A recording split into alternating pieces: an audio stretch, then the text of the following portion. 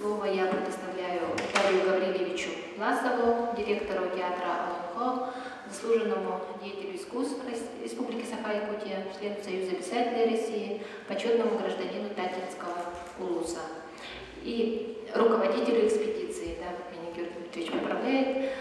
Хотела бы сейчас же тоже определиться, вот поступило предложение задать вопросы после того, как мы заслушаем всех выступающих. Мы согласны с этим, да? К вопросам приступим после всех выступлений. Спасибо, пожалуйста. Здравствуйте, участники пресс-конференции. Что такое аян, тракт аян? Какое значение имеет для народа Саха? Зачем была организована экспедиция по этому тракту? Нашей задачей было, во-первых, увековечить память тех, кто в 18-19 веках пионерами прошли, открывая тракт аян, расширили торгово-экономическое отношение Якутии. Во-вторых, память якутским казакам, построившим поселок Аян и перевозчикам грузов по трактам Аян, в то суровое время поставить СРГ.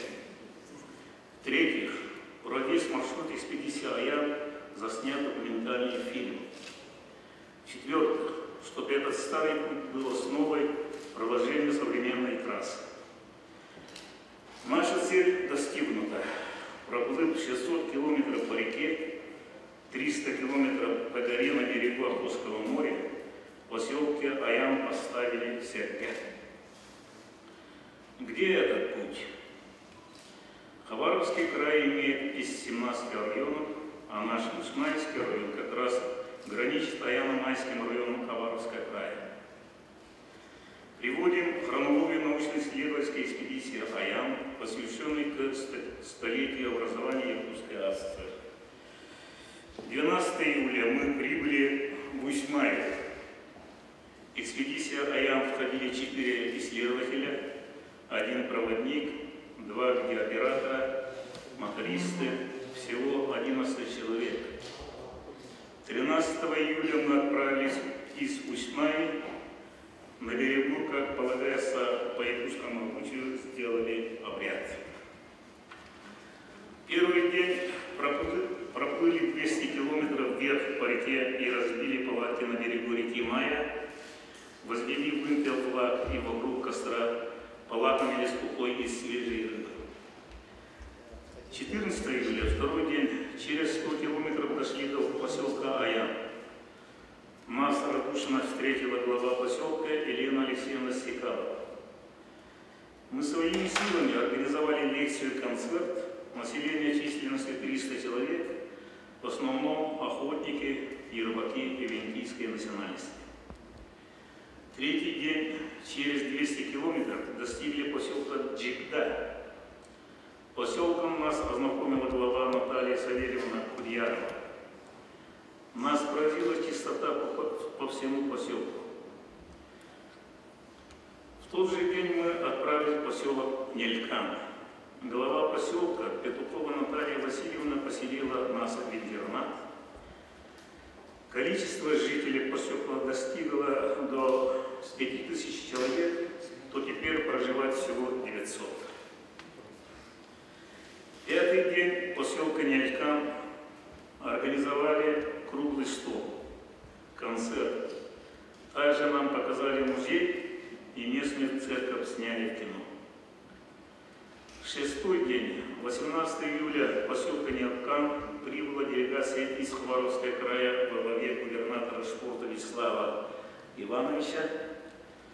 Прошла теплая встреча с населением поселка и с главой Ивлевым Алексеем Алексеевичем. Седьмой день переправились на пароме, затем на Востоке Урал через высокие перевалы по речке, проехав 11 часов 270 километров, достигли поселка Аян.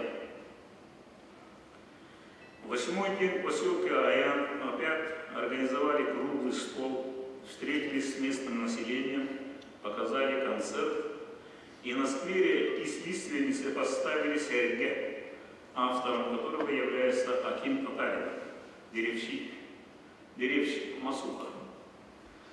Там грунт совершенно другой, каменистый.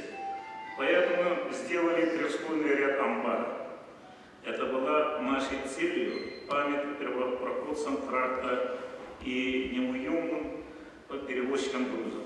На Охотском море порыбачили сети горбужа по лицензии, купленной там же. 9-й день на Востоке вернулись в поселок Нелька. 10-й день в поселке Час на берегу, час в поселке Аим переночевали. И на 11-й день вернулись в Гусьмай, где нас встретила администрация Гусьмайского района и проводила нас. В целом, весь ландшафт, вся девственная природа с нетронутыми лесами, животными, нерпами, медведями, сакатами, оленями оставили неизгладимый след в нашей памяти. 112 лет тому назад, в 1904 году, экспедиция под руководством Сулеймы прошла по этому маршруту, по которому следовали мы. Значимость нашей экспедиции в том, что проложена дорога между близлежащими территориями Дальнего Востока и Якутии, будущее для других экспедиций. Сейчас этот тракт может прослужить для приложения трассы между Якутией и Дальним Востоком. 17 июля между губернатором Дальнего Востока Шпортом Вячеславом Ивановичем и Дарханом Борисовым Егором Афанасьевым в поселке Апут шел разговор о продолжении трассы Якутия-Хабаровский край, но чуть по другому маршруту. Это символично. Этот путь необходим для наших потомков для расширения связей между регионами. В заключение выражаем огромную благодарность Дархану Борисову Егору Афанасьевичу, Никонову Георгию Дмитриевичу, всем главам поселка Хабаровского края, администрации Гусьмайского района, всем командам передачи «Охота и рыбалка» и всем тем, кто помог организовать этот далекий путь увековечивания памяти людей, положивших на тот сложный трудный тракт до поселка Аян, находящегося на границе между Хабаровским краем и Якутией.